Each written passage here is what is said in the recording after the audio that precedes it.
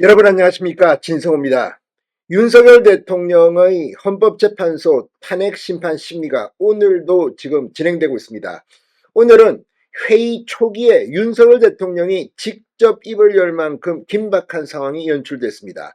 지금 헌법재판소는 미리 예단을 가지고 윤 대통령을 파면시키기 위해서 지금 더불어민주당 국회 측과 짜고 치는 고스톱이냐 이런 비판이 폭증하고 있습니다. 무엇보다도 지금 경찰, 검찰, 공수처 수사가 혼재되어 있는 데다가 이들은 윤 대통령을 제대로 수사도 못했습니다. 공수처가 유일하게 윤 대통령 대면 조사를 했지만 진술 거부권을 행사해서 진술을 하지 않았습니다.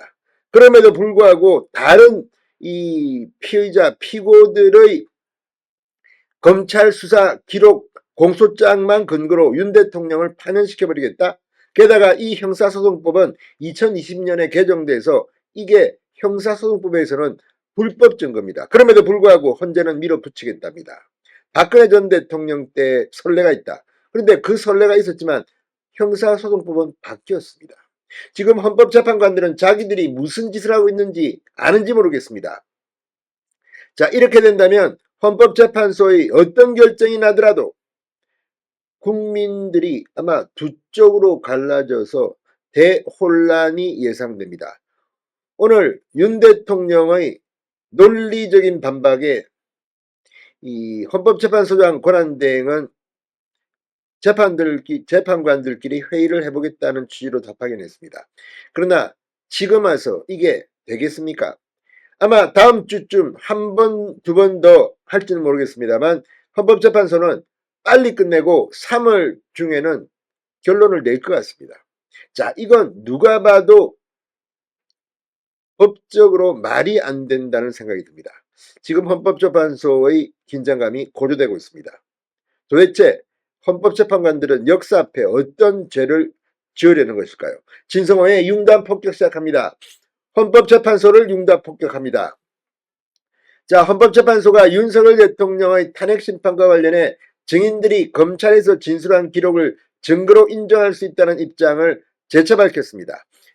어제 윤석열 대통령 측이 2020년 형사소송법 개정으로 검사 작성 피의자 신문조서의 증거 능력이 제한됐음에도 이전 탄핵심판을 선례만을 고소하는 것은 문제라며 반발한 데 따른 겁니다. 오늘 열리고 있는 윤 대통령 탄핵심판 7차 변론 기일, 이 헌법재판소 측은 헌재는 탄핵심판이 헌법심판이라는 점을 고려해 형사소송법의 전문법칙을 완화해 적용해왔다. 이는 헌재법 40조 1항에 따른 것이라고 주장했습니다. 현재까지 헌재법이 개정된 바 없고 선례도 변함없이 유지되고 있다. 2023년 이상민 탄핵사건, 안동환 탄핵사건에서도 일관되게 적용해왔다고 주장했습니다. 그러면서 전문법칙 완화 적용에 관해 재판부 평의를 거쳤다고도 했습니다. 지금 이걸 보면 헌법재판관은 자기들 조직 이기주의에 빠져 있는 것 같기도 합니다. 자, 그러자 윤석열 대통령 변호인단이 전문법칙이 헌법재판에 반한다는 것이냐고 되물었습니다.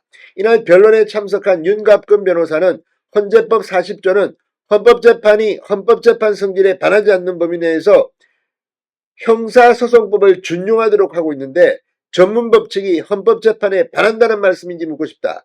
대통령 탄핵심판은 단심이고 결과는 파면일 수 있다. 전문법칙을 더 강화해서 적용해야 하는 것 아닌가 묻고 싶다고 말했습니다. 맞습니다. 지금 형사소송법이 개정돼서 1심에서조차도 이렇게 돼도 형사재판은 2심, 3심이 있습니다. 그러나 헌법재판소의 이 탄핵재판은 1심에서 끝납니다. 그러면서 더 강화를 하면 해야 되지 완화를 한다? 지금 장난칩니까? 박근혜 전 대통령 때의 탄핵심판이 그래서 그때 너무 허무하게 내준 겁니다. 그러니까 그거를 선례로 하겠다? 지금 헌법재판관들 빨리 끝내고 놀겠다는 겁니까? 뭡니까? 자, 윤석열 대통령도 직접 입을 열었습니다. 전문 증거들이 검찰이면 검찰, 경찰이면 경찰, 일관되게 한 기관이 조사한 게 아니고 여러 기관들이 중구난방 조사를 하고 국회 청문기록도 혼재되어 있다. 우리가 여기서 직접 증인신문을 하면서 그들의 조사에 기재된 내용과 우리가 실제 들은 증언과 너무 거리가 멀다는 걸 많은 사람들이 느꼈을 것이다.